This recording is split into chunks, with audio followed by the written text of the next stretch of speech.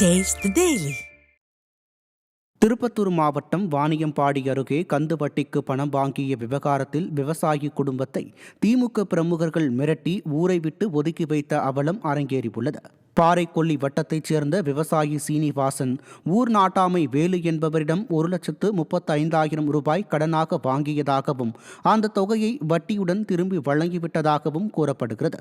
ஆனால் சீனிவாசனிடம் பேசிய திமுக பிரமுகர்கள் உதயகுமார், வேலு உள்ளிட்ட சிலர் வேலுக்கு 3 லட்சம் ரூபாய் மீண்டும் கொடுக்க வேண்டும் என மிரட்டியதுடன் அவரை அடித்து துன்புறுத்தி ஊரை விட்டு விலக்கி வைத்துள்ளனர். இதுகுறித்து காவல்துறையிடம் புகார் கொடுத்தும் நடவடிக்கை எடுக்கவில்லை என சீனிவாசன் வேதனை தெரிவித்தார். சமூக நீதி பேசும் விடியா ஸ்டாலின் திமுகவினரின் அராஜகத்தை தட்டி கேட்பதற்கு திராணி இருக்கிறதா என பொதுமக்கள் கேள்வி எழுப்பினர். கள்ளக்குறிச்சி மாவட்டம் தியாகதுருகம் அருகே அரசு ஆரம்ப பள்ளியில் புழுவுடன் வழங்கப்படும் சத்துணவு தங்களுக்கு வேண்டாம் என கூறி மாணவர்கள் மதிய உணவை தட்டில் ஏந்தி தர்ணாவில் ஈடுபட்டனர்.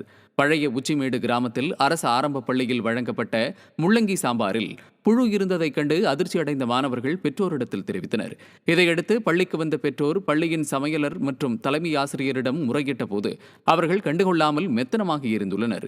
இதனையடுத்து தங்களுக்கு சத்துணவு வேண்டாம் என அந்த பள்ளியில் மாணவர்கள் அந்த புழு சாம்பாருடன் வழங்கப்பட்ட உணவோடு தட்டில் ஏந்தி தர்ணாவில் ஈடுபட்ட சம்பவம் பெரும் அதிர்ச்சியை ஏற்படுத்தியுள்ளது. நாட்டின் எதிர்காலமான பள்ளி குழந்தைகளுக்கு தரமான உணவை வழங்காமல் தட்டேந்த வைத்து போராட வைப்பதுதான் ஸ்டாலின் மாடலா என பெற்றோர் கொந்தளிக்கின்றனர். எங்களுக்கு பிடிக்கவே இல்லை. எங்களுக்கு இங்கே சாப்பாடே வேணாம். டெய்லி புழு பூச்சி இருக்குது. நாங்கள் எப்பயுமே எடுத்து போட்டு தான் சாப்பிட்றோம். நாங்கள் மதியானம் வீட்டிலேருந்து தான் சாப்பாடு எடுத்துகிட்டு வந்து சாப்பிட்றோம்.